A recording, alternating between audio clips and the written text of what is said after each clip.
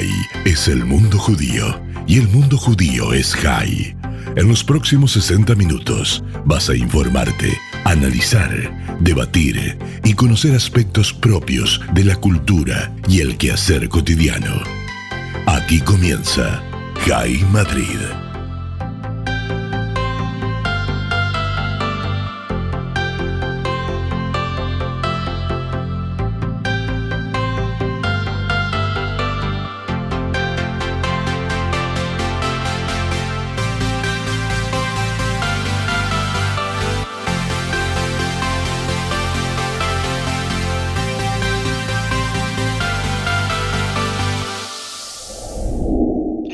Queridos amigos, os habla Nuria Stissin para Radio Jai Madrid. Hoy tenemos un invitado muy especial en el programa, es Itzhak Ben Abraham. Itzhak se ha dedicado profesionalmente al mundo del derecho y una temporada a asesorar financieramente a algunas empresas, pero su fuerte es el mundo sefardí. Buenos días, Itzhak, ¿cómo estás? Hola, buenos días, Nuria. Gracias por... Me tienes impresionada. 29 años dedicado a la investigación, a ayudar a la gente, a desenterrar, desempolvar y aflorar historias del mundo sefardí y de los sefardíes que están dispersos por el mundo. Cuéntame un poquito cómo llegas hasta aquí. Son 29 años y los años anteriores son ya unos cuantos para cualquier persona. ¿Cómo llego hasta ahí? Yo esperaba que me hicieras preguntas más sencillas. Tú sabes bien que cualquier pueblo, y más el pueblo judío, si lo pudiéramos resumir en una sola palabra, posiblemente fuera memoria.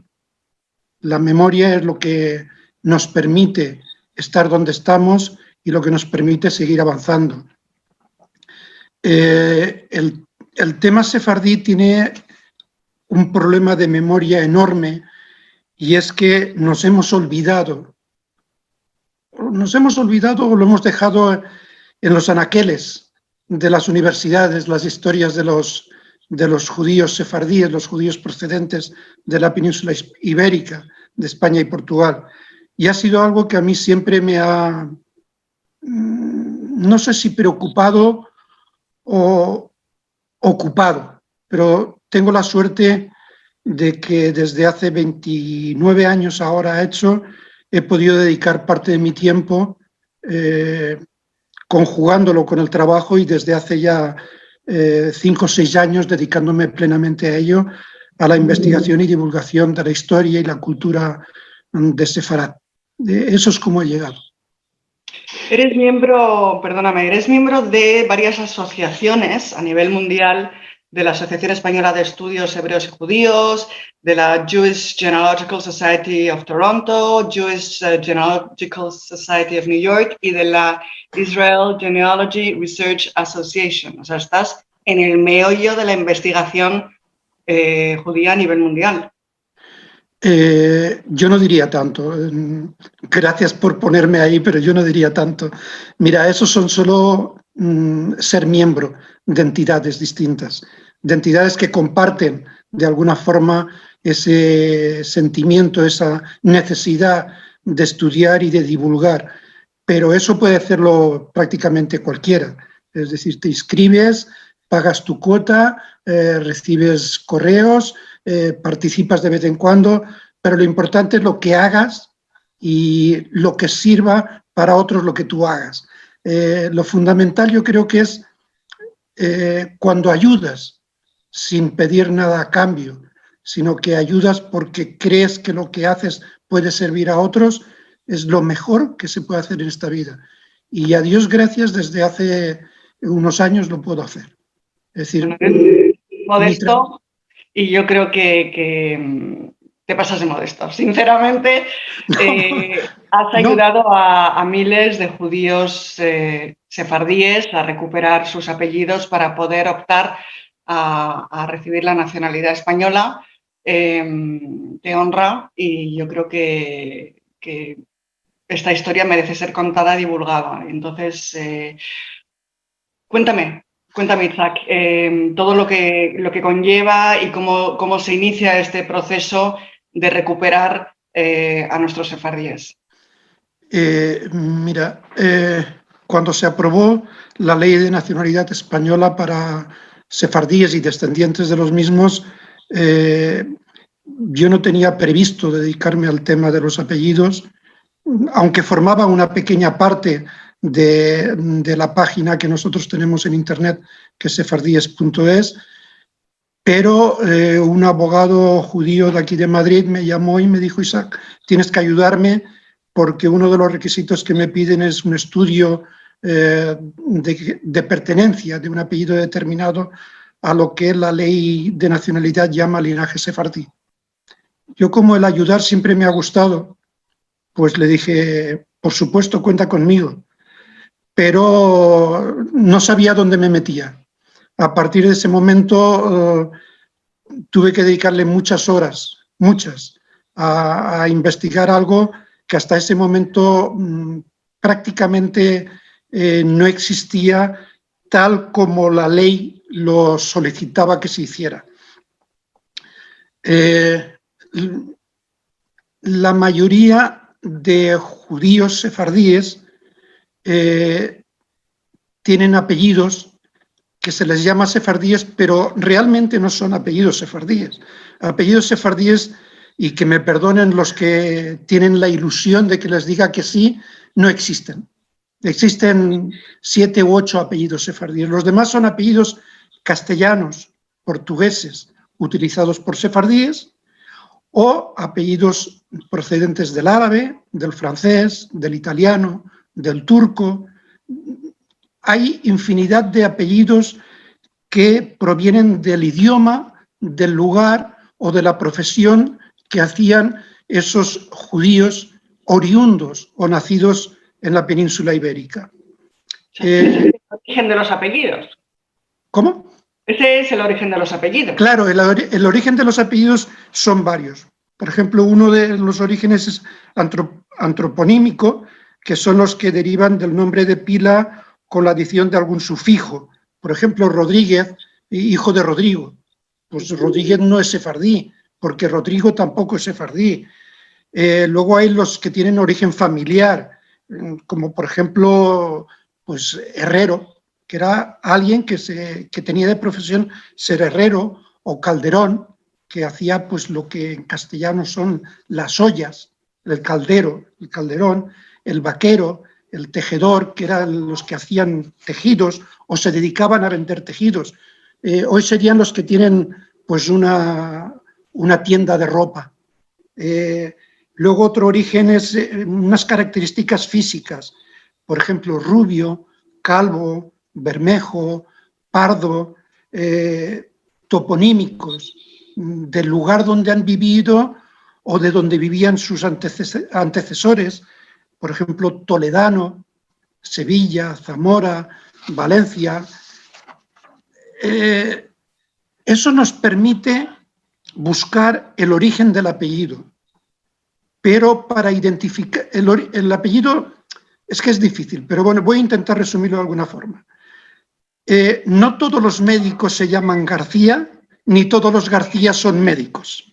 Entonces, cuando buscas un apellido, tienes que buscar primero el origen y luego ver si de ese origen o de ese apellido hay alguna rama judía, sefardí, es decir, procedente de la península ibérica, España y Portugal, que haya utilizado ese apellido y poder documentarlo, que es lo más importante, porque no solamente que lo usen, sino que se pueda documentar. Y ahí te pongo un ejemplo que a mí me gusta mucho, porque uno de mis apellidos es Pardo. Cuando a finales del siglo XIX, principios del XX, muchos judíos de la zona que ahora es Siria, fundamentalmente, la ciudad de Alepo y alguna otra, emigran hacia Estados Unidos. Cuando llegan a la isla Ellis, el funcionario norteamericano de registro le dice: ¿cómo te llamas? Pues me llamo Eliao Pardo. Pardo, what is Pardo? ¿Qué es Pardo? El funcionario no ha oído nunca Pardo. Entonces, empieza una pequeña discusión y al final alguien le dice a ese que está en la cola, que está preocupado porque igual no le dejan entrar, Brown. Y el funcionario norteamericano dice, pardo, brown, marrón. Perfecto, lo inscribe Brown. Por lo tanto, hay judíos en Norteamérica que se apellidan Brown cuando en realidad son pardo, que procedían de Siria, que habían llegado desde España. Es decir, es muy interesante el tema. Pero todo eso hay que documentarlo. Es muy interesante. La historia de los apellidos en España, muchas veces cuando conoces a alguien o te presentan a alguien, dicen, no, yo me llamo Talavera o Toledano, seguro que soy judío. Y dices, bueno, seguro que tus antepasados eran judíos, pero ahora con lo que me estás diciendo no es tan seguro. No, pero mira, hay una cosa, yo algunas conferencias cuando las empiezo a la gente, bueno, para empezar yo no soy muy académico, no me gusta más el contacto, la conexión con la gente. Yo empiezo diciéndoles, bueno, hoy vamos a hablar en media hora de 1500 años de historia. Es que son 1500 años los que los judíos vivieron en España y 500 años en el tiempo en el cual no dejaron de vivir, porque los judeoconversos, los anusim, eran judíos. Y en el siglo XVII y en el siglo XVIII seguían saliendo judíos, familias judías de España, para recuperar su fe, la religión de sus abuelos, de sus bisabuelos, de sus tatarabuelos, en sitios como Ámsterdam, en Livorno, en Turquía, en el norte de África, o irse a Surinam, o irse a Buenos Aires. Entonces, seguía habiendo judíos en España. En España hay una cosa que se dice, bueno, es que hasta la fecha de la expulsión. No, para empezar, la primera expulsión que hubo en España fue ya en el año 600 y poco con un rey visigodo. A partir de ahí ha habido expulsiones hasta 1492, que fue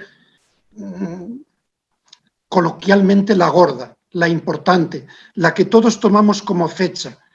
Pero luego han seguido saliendo judíos que han sido expulsados porque no podían vivir en un ambiente de persecución, de miedo, de que no puedas crear una familia como tú quieres crearla. Eso... ¿Me estás hablando que eran judíos que habían pasado por el proceso de conversión? Sí. Que seguían manteniendo su fe de manera oculta? Claro. Y que no lo pudieron soportar y claro, decidieron, a pesar de haber pasado por ese proceso de conversión o muerte, pues salir. Llega un momento en que un chico muy guapo se enamora de una chica bellísima y dicen, mira, nos vamos porque aquí no podemos seguir, queremos que nuestros hijos sean judíos. Y se cogen de la manita en Málaga o en Granada, atraviesan España hasta Burdeos, allí toman contacto con la comunidad judía, de allí pasan a Ámsterdam y de Ámsterdam se dispersan por cualquier lugar del mundo. Eso es una expulsión también, porque es la presión social que te echa del lugar donde tú vives.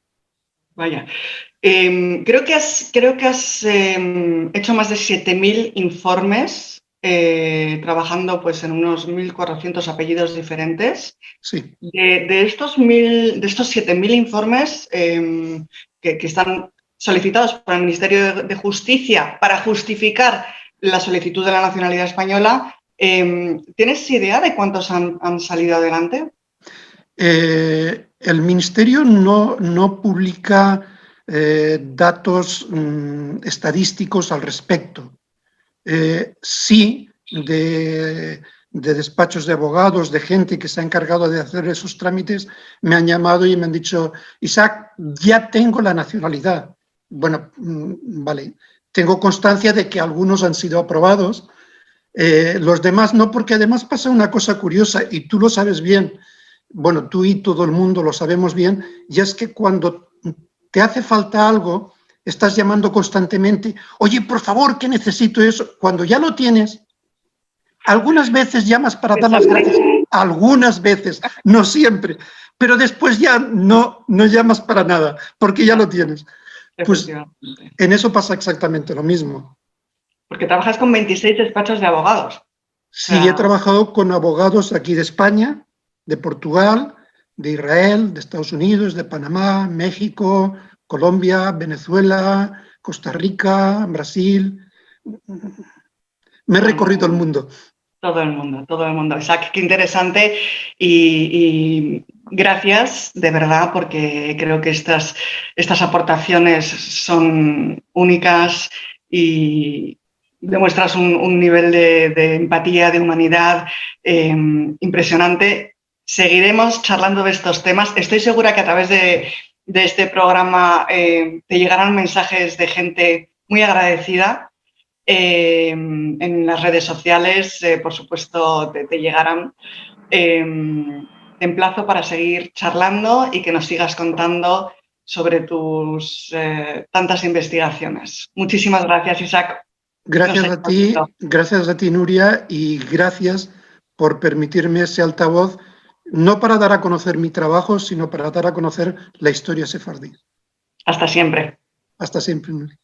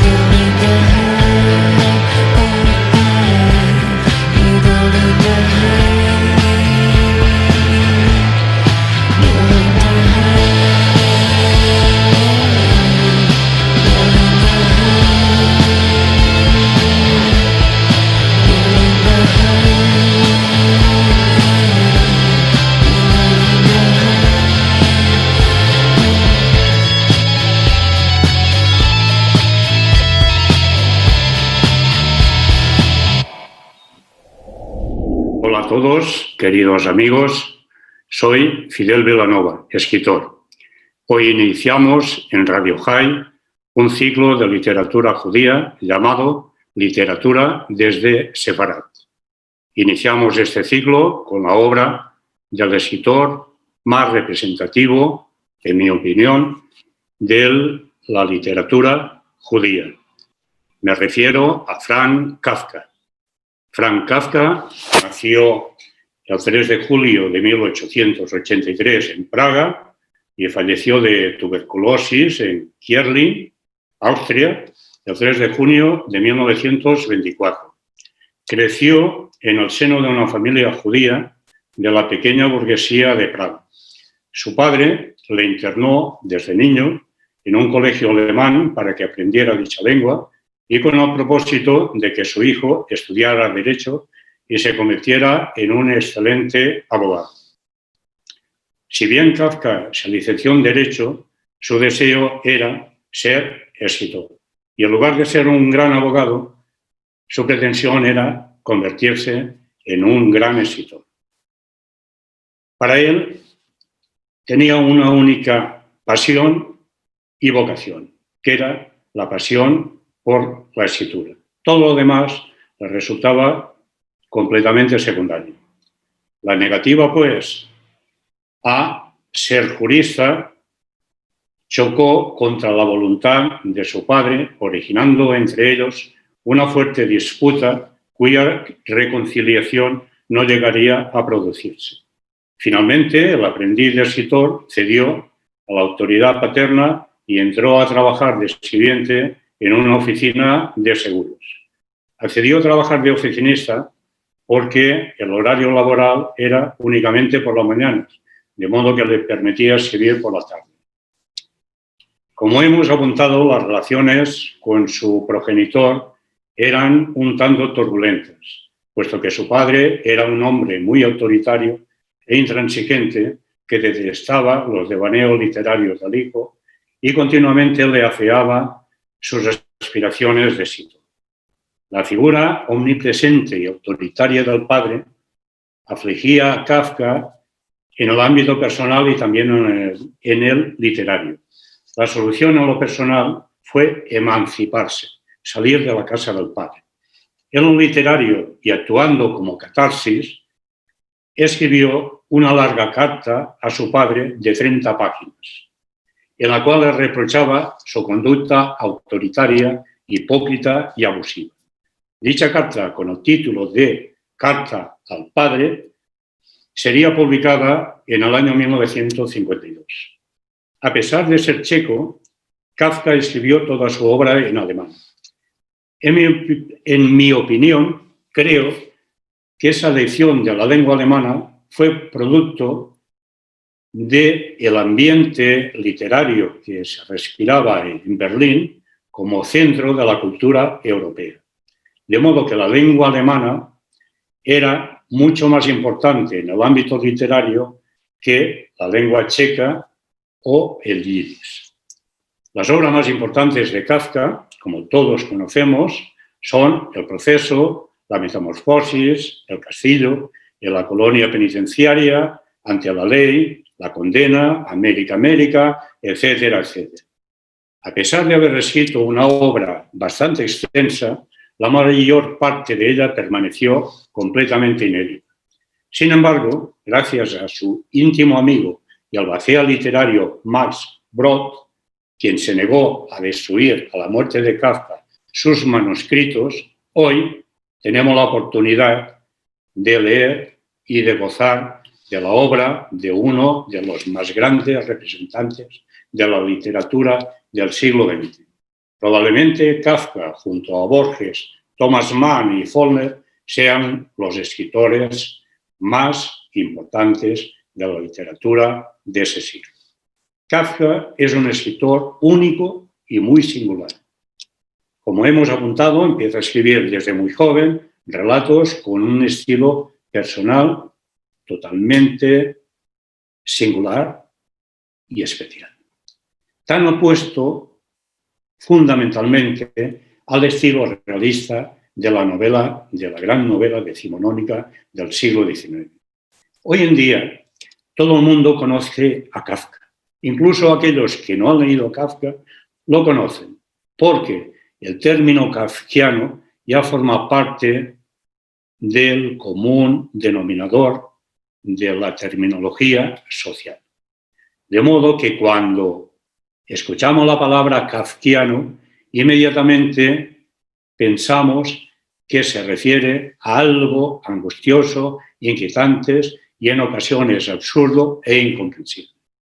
Se trata, pues, de una combinación de sensaciones que postergan al hombre a un estado de opresión e incomprensión, también de soledad y aislamiento, y en ocasiones a una conducta incomprensible y sumamente absurda. El poder, la ley, la burocracia se convierte en una potente y monstruosa máquina ante la cual el individuo nada puede hacer contra ella, salvo evitar que su demoledor mecanismo le alcance, le encierre y le condene. En efecto, algunas de sus obras, de sus grandes obras, como El proceso, El castigo y El relato ante la ley, dan buena cuenta de la aflicción y de la impotencia del individuo frente a una fuerza superior y autoritaria que mueve los hilos dictatoriales y poco menos que aniquila su vida, dictaminando su poder, su condena y su destino. De un modo muy breve voy a esbozar el argumento del proceso, puesto que considero que es su obra principal y la que mejor refleja el paradigma de lo que llamamos kafkiano. Una mañana, Joseph K. es detenido por unos funcionarios en la pensión donde vive. Él no ha hecho nada malo, no ha cometido ningún delito, no ha delatado ni injuriado a nadie, tampoco ha robado dinero de la sucursal del banco en la que trabaja. Sin embargo, es detenido. A partir de ese instante, Joseph K., y a pesar, como digo, de no haber cometido ninguna transgresión y de no saber de qué se le acusa, tendrá que demostrar su inocencia. Como vemos, la presunción de inocencia ha desaparecido. El Estado acusador no tiene que demostrar la culpabilidad del acusado, sino que debe ser el acusado quien demuestre su inocencia. Caso harto difícil, puesto que Joseph K. en ningún momento sabe de qué y por qué se le acusa. Para poder defenderse, recurre a la ayuda de un tío suyo, puesto que éste conoce a un abogado y le pone en contacto con él para que pueda defenderle. El abogado acepta el caso a sabiendas de que no servirá absolutamente para nada, puesto que los acusados, una vez abierto el proceso contra ellos, no tienen derecho a ninguna defensa, si bien en ocasiones el juez admite que un abogado pueda defender al acusado. Nadie conoce el aparato estatal que ha puesto en marcha el proceso contra Joseph K., ni los engranajes que lo mueven, pero una vez puesto en marcha, todos sus movimientos y toda esa maquinaria opresora no se detendrá a menos que el acusado demuestre su inocencia. Pero ¿cómo puede demostrar Joseph K. su inocencia si ha sido delatado por alguien que, aun a sabiendas de que él es completamente inocente, a pesar de su inocencia, desea su destrucción y, en última instancia, su muerte? ¿Cómo se puede defender Joseph K. de esa acusación poco menos que inquisitorial? El desamparo de Joseph K. es total, puesto que aquellas leyes que deberían defenderle de una acusación arbitraria e injusta, precisamente son esas leyes las que le arrebatan sus derechos y sus libertades. ¿Pero por qué? ¿Por qué es detenido Joseph K.? ¿Por qué se abre un proceso contra él? En mi opinión, la principal razón es por su condición de judío.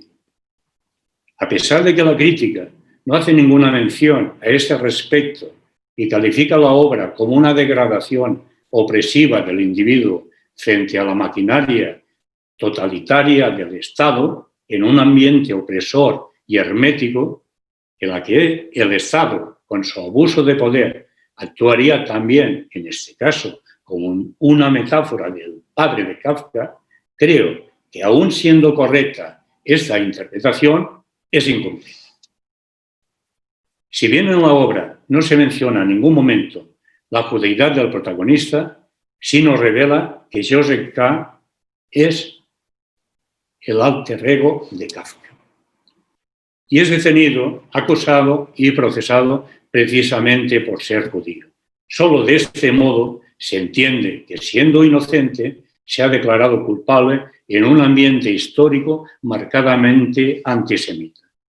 Las interpretaciones que apelan a lo absurdo de la situación y a la compleja telaraña de ambiente opresivo y surreal de la obra, aun siendo correctas, son incompletas porque esconden la verdadera razón de Kafka.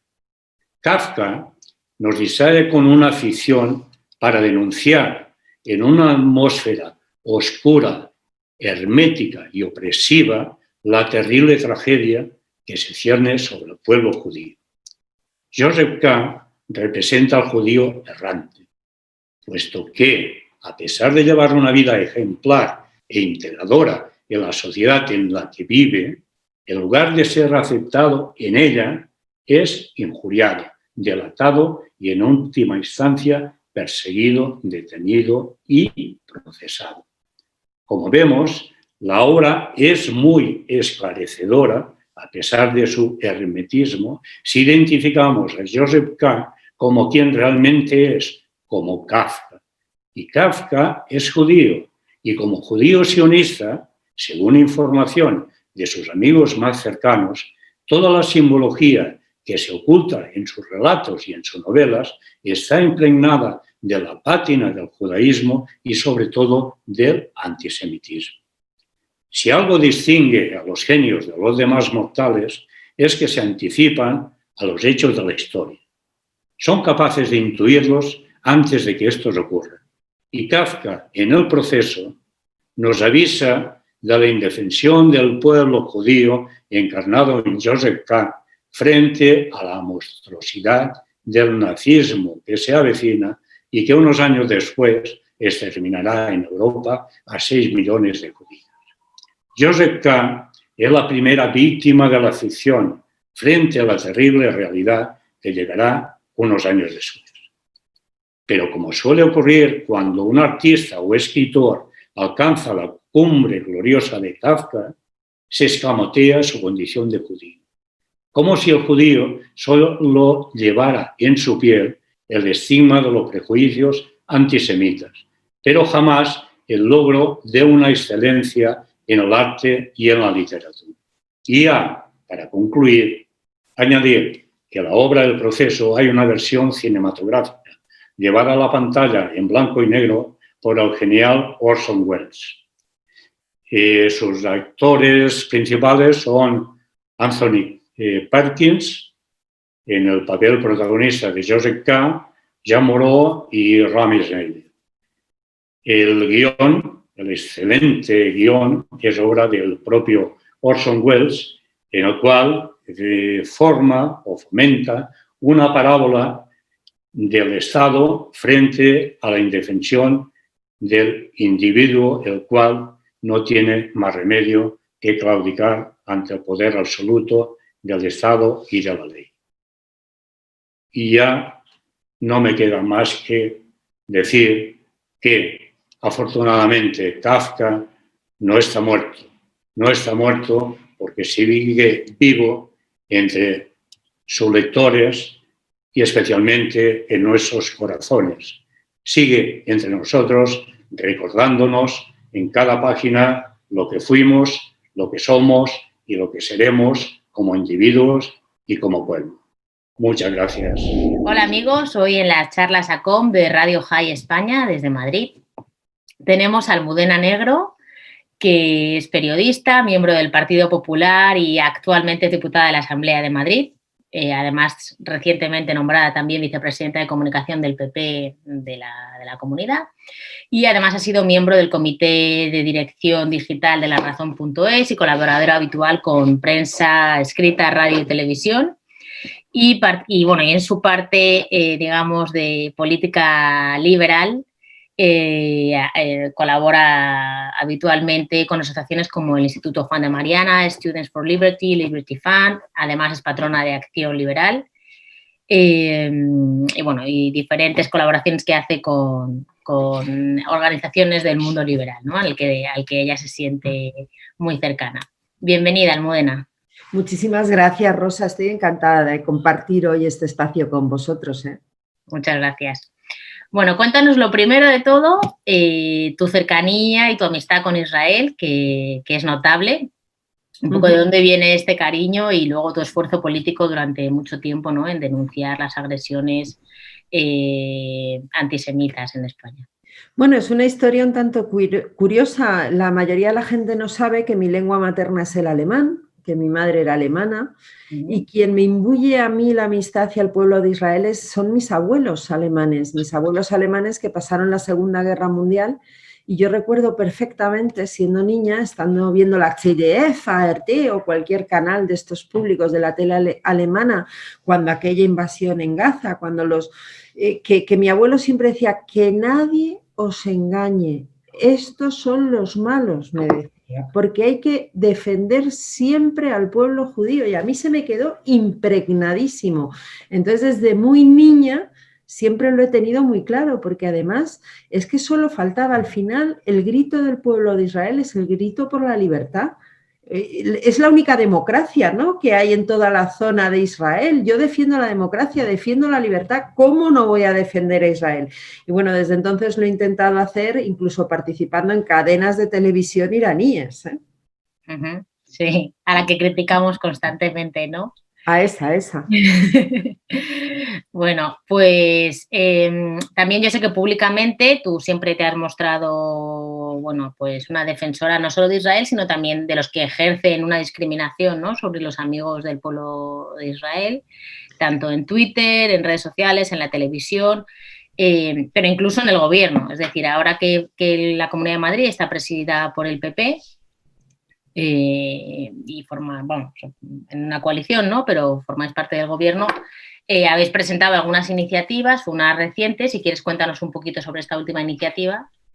Bueno, presentamos... Y espero que no sea la última, eso sí. No, yo también espero que no. Mira, lo primero es que la presidenta Isabel Díaz Ayuso también está muy, muy concienciada con el tema de Israel y del pueblo judío. Y hay una cuestión que a mí me está preocupando especialmente, y es ese movimiento llamado boicot, desinversión y sanciones, que se supone que es contra el apartheid israelí, que se fundó en el año 2005 en Ramallah, y que para mí no es más que la cara nueva del viejo antisemitismo. Y en España, a través de los ayuntamientos, a través de declaraciones, también de asociaciones, este movimiento BDS, de la mano de la extrema izquierda, está empezando a cobrar fuerza. A mí me preocupa muchísimo porque es un movimiento completamente discriminatorio que rompe con la igualdad que establece la Constitución española de 1978, pero es que además al final lo que está haciendo es fomentar odio, que esto es el antisemitismo, ¿no?, el fomentar el odio.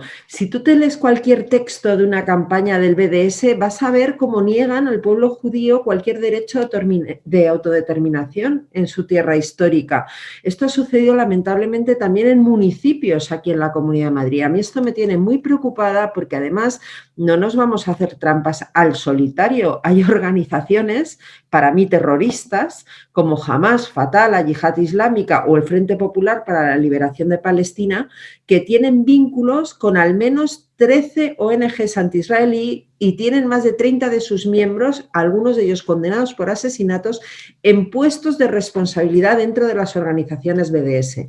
A mí esto me parece tremendo, porque lo que está haciendo el BDS es, bajo excusas de lo más diversas, que pueden ir desde la protección de la naturaleza, la protección de los animales, pasando por el deporte, lo que están haciendo es fomentar el odio hacia el pueblo judío. Tanto a mí como a Isabel Díaz Ayuso, evidentemente, esto nos preocupa muchísimo. Y en esta, por ejemplo, la anterior iniciativa, ¿no?, que publicaste, yo creo que a principio de este año, un poco antes de que empezase todo este caos de la pandemia, pues hacíais una mención especial, sobre todo al aniversario de Auschwitz, ¿no? Pero yo creo que también que la intención vuestra es acordaros de los judíos vivos, ¿no? Que esto es muy importante, que también este mensaje siempre se vaya impregnando en la sociedad. A ver, es fundamental no olvidar la Shoah, yo creo que es básico, porque quien olvida la historia, sostienen algunos, está condenado a repetirla, pero yo creo que además de preocuparnos por aquellas personas asesinadas tan cruel y vilmente, hay que defender a los que están vivos hoy en día y que están empezando a sufrir el repunte del antisemitismo en Europa. En Europa estamos sufriendo de verdad un repunte brutal. Fíjate, la Agencia de la Unión Europea para Derechos Fundamentales ha señalado que más del 30% de los judíos que viven en países como Bélgica, Alemania, Holanda, Suecia, Reino Unido, Italia, Polonia, España o Austria no se sienten seguros y están barajando la posibilidad de emigrar. A mí todo esto me parece terrible. Cada vez que leo noticias en los medios, sobre todo en Francia, ¿no?, donde el repunte del antisemitismo quizá es donde sea más brutal, lo cual, por cierto, vuelve a enlazar con la historia, ¿no?, del siglo XX, a mí me duele muchísimo, porque yo creo en una Europa libre, en una Europa donde no se discrimina a nadie, en una Europa donde haya tolerancia, y no lo está viendo. Y ese repunte yo creo que además es lo que hace que crea que, además de conmemorar la Shoah para evitar que la historia se vuelva a repetir, hay que tener siempre presente esas nuevas formas, esas nuevas caras del antisemitismo, porque si no, no vamos a llegar a nada. Y para mí eso es fundamental. De hecho, lo introdujimos en una declaración institucional que se aprobó en la Asamblea de Madrid, como bien dices, antes de que llegase el maldito virus. También en relación, pues, a la vida política española, ¿no?, tenemos la importancia, y yo sé que tú eres muy defensora de la Constitución española. Para nosotros es vital tener claro que la Constitución española es el marco jurídico y el marco legislativo que nos garantiza esta defensa frente a quien quieren agredir, ¿no?, por motivos, en este caso, pues de origen o religiosos a los judíos en España. Para vosotros, por ejemplo, yo sé que hay un tema para la Comunidad de Madrid, que este es un tema muy político, pero yo quiero comentarlo contigo, de la rivalidad con el independentismo catalán, ¿no? Y aquí entra, por eso quería mencionar el tema de la Constitución, porque a mí me parece que la Comunidad de Madrid está haciendo un ejercicio, digamos, a nivel nacional de defensa de la Constitución y de defensa de los valores de la Constitución frente al independentismo catalán, que quieren, ¿no?, hacer este enfrentamiento, cuando en realidad no hay enfrentamiento tal, o al menos en mi opinión, sino que es unos que se quieren saltar la ley y entonces quieren ponernos a todos los demás como en el bando contrario, ¿no? Efectivamente, yo aquí diría dos cuestiones. Por un lado, lamentablemente estamos ante un gobierno que está dando un giro autoritario, un gobierno populista, donde además está esa extrema izquierda de Podemos, que por cierto enlazaría con el movimiento BDS, porque casualmente siempre es Podemos o Izquierda Unida quien está apoyando esos movimientos y que se han metido en el gobierno y están marcando el timing y la agenda política. Eso es muy importante entenderlo, que para Podemos la ley no existe, porque ellos consideran que todas las instituciones democráticas son instituciones del no pueblo, del no la gente, y ellos, que son populistas, quieren subvertir esas instituciones. Entonces, ¿cuál es su finalidad última? Pues liquidar, más que ya la Constitución, a la que están intentando vaciar de contenido a través de un cambio de régimen por la puerta de atrás y de la ley a la ley, lo que están intentando es derribar ese espíritu de concordia que los españoles nos dimos en el año 1978, ese espíritu que hacía que Santiago Carrillo y Manuel Fraga fueran de la mano para sacar adelante un texto legal y que España viviera los 40 años de paz y libertad de los que ha gozado últimamente.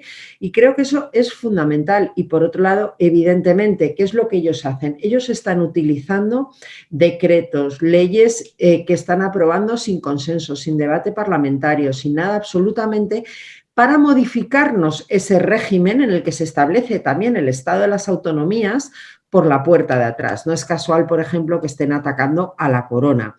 Pero fíjate, si yo me voy a la comparación entre Cataluña y Madrid, porque es lo que está ahora en todas partes, ¿no?, vemos que Cataluña tiene 3.139 millones más de PIB que Madrid, que la renta, sin embargo, el PIB por habitante es en 4.766 euros anuales superior a los que vivimos en Madrid, que la deuda por habitante de Madrid es 5.383 euros menos que en Cataluña. ¿Por qué es esto?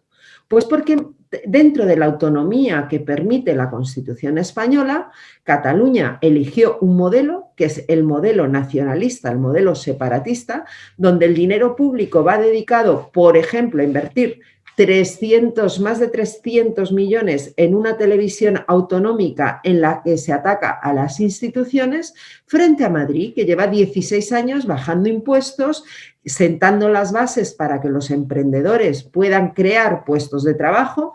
Y esa es la diferencia, ¿no? Que el populismo, claro, el populismo nacionalista, porque al final todo lo que ha gobernado en Cataluña no es muy distinto al populismo de Podemos, es populismo al fin y al cabo, el uno es populismo socialista y este es un populismo nacionalista, muy similar, diría yo, incluso al de Marine Le Pen, lo que hay en Cataluña. Pues ¿qué han hecho? Han creado impuestos, tributos, han saqueado emprendedores, están saqueando a la gente para crear su país. Frente a esto, Madrid, que no está en estas historias independentistas, lo que ha considerado es que el dinero donde mejor está es en el bolsillo del ciudadano. Claro, ahora nos vienen hablando de dumping fiscal, de paraíso fiscal en Madrid. No, la realidad es que en Cataluña hay un verdadero infierno fiscal. Mira, te lo voy a mostrar muy claro. En Cataluña, la Generalitat tiene 18 impuestos propios. Madrid solo tiene 3 impuestos propios. Nosotros tenemos bonificados los impuestos más injustos, sucesiones, donaciones, patrimonio.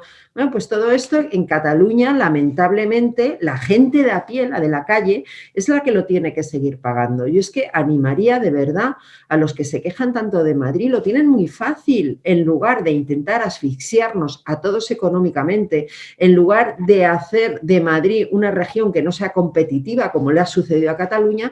Oiga, cópiennos, copien a Isabel Díaz Ayuso, si es que les va a ir mucho mejor. Déjense de historias separatistas, respeten la concordia, la paz, la tranquilidad y sobre todo apliquen las políticas que se han aplicado en Madrid. Madrid hace 25 años, desde luego no estaba en el top 1 de las comunidades como está a día de hoy. Y esto no es casualidad, esto han sido las políticas que el Partido Popular ha ido aplicando en la Comunidad de Madrid.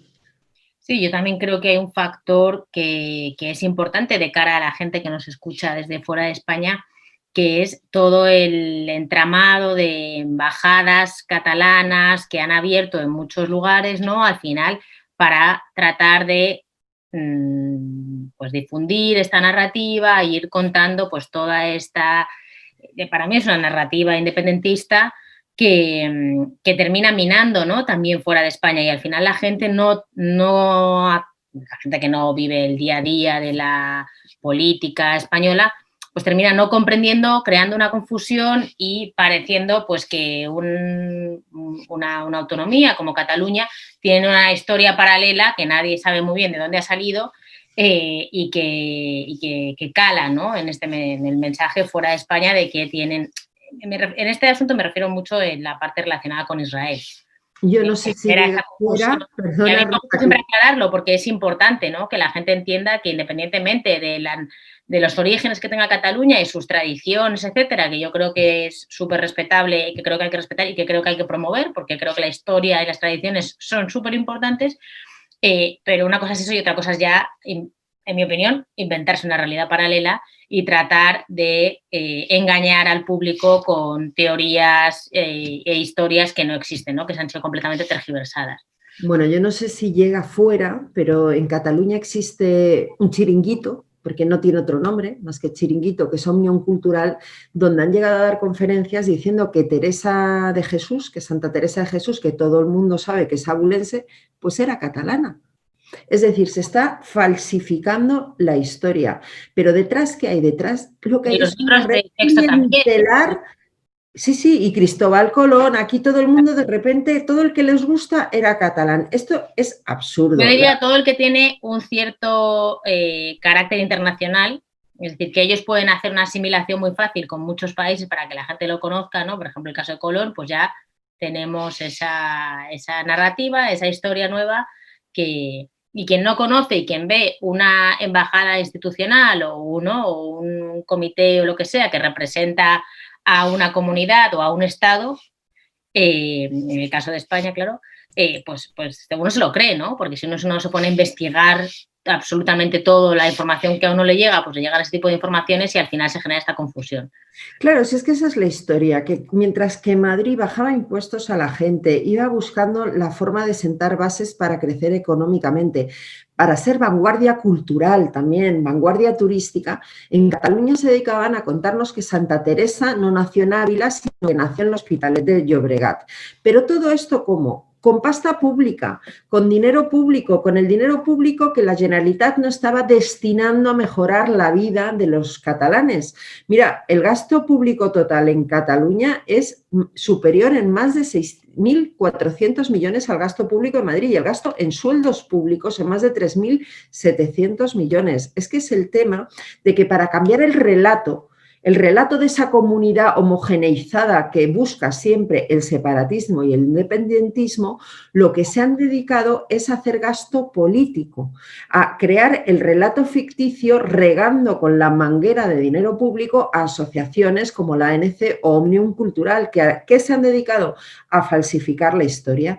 Si Madrid destinara esa cantidad, esa barbaridad de dinero público que están destinando desde hace 40 años en la Generalitat a falsificar la historia, ahora yo estoy segura que todo el que nos está viendo tendría un concepto muy distinto de Madrid, pero es que eso no es una política responsable, porque luego tú te vas a los números y lo que ves es que en Cataluña la gente lo pasa muchísimo peor que en Madrid y al final los políticos para lo que estamos es para que la gente viva mejor, no para inventarnos un relato que nos permita crear redes clientelares que a su vez nos permitan seguir en el machito toda la vida.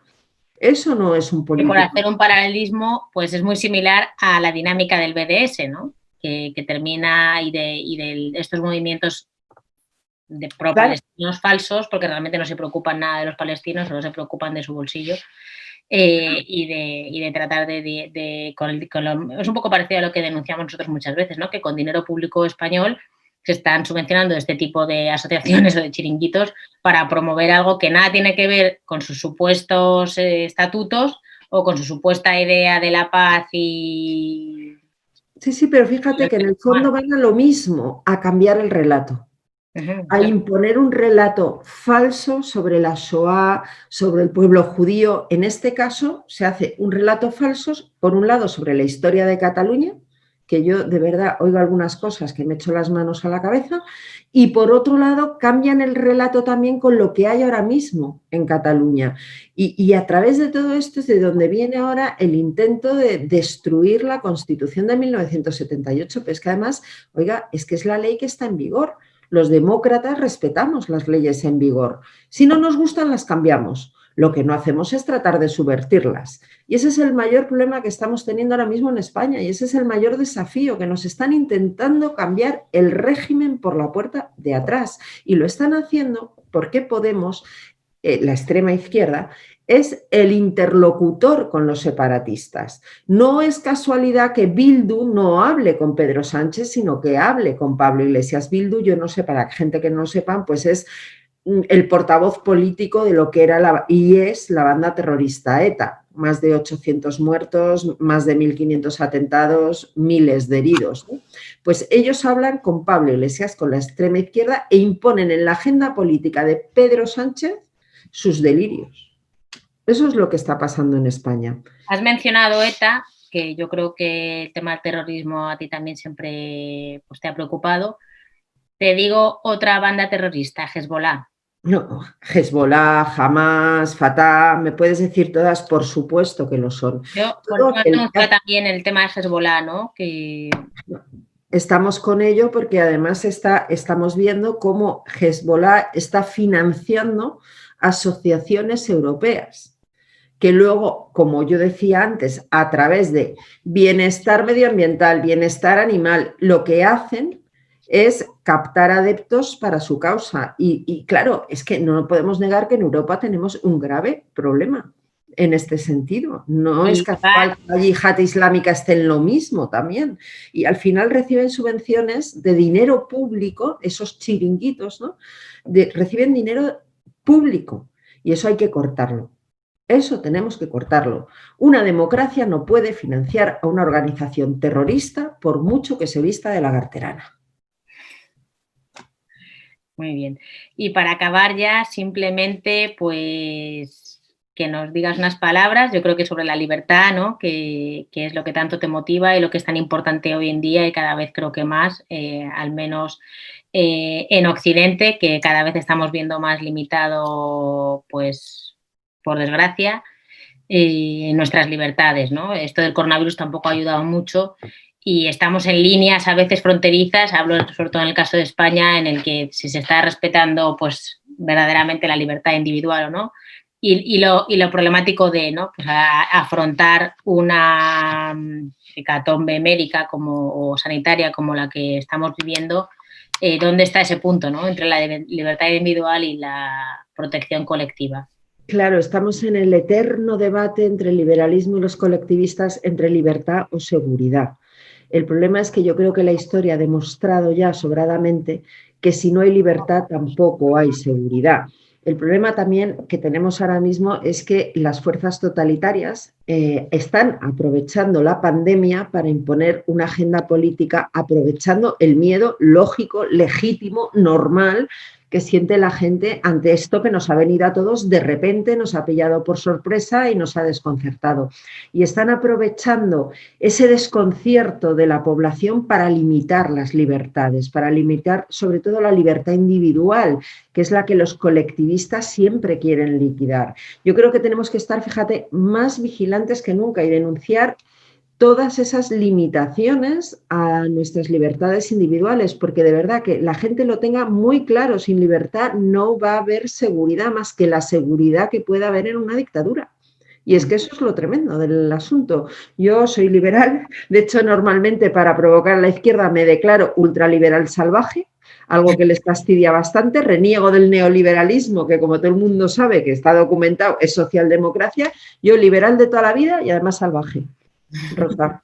Muy bien, pues con eso nos quedamos con un grito a la libertad y que esté por encima de todo sin perder, claro, la noción de la vida en común, ¿no? Que también en las sociedades tenemos que tener en cuenta eso, pero que la libertad esté por encima de todo y sobre todo la seguridad jurídica, que yo creo que también es importantísimo para preservar esa libertad de la que hacemos mención.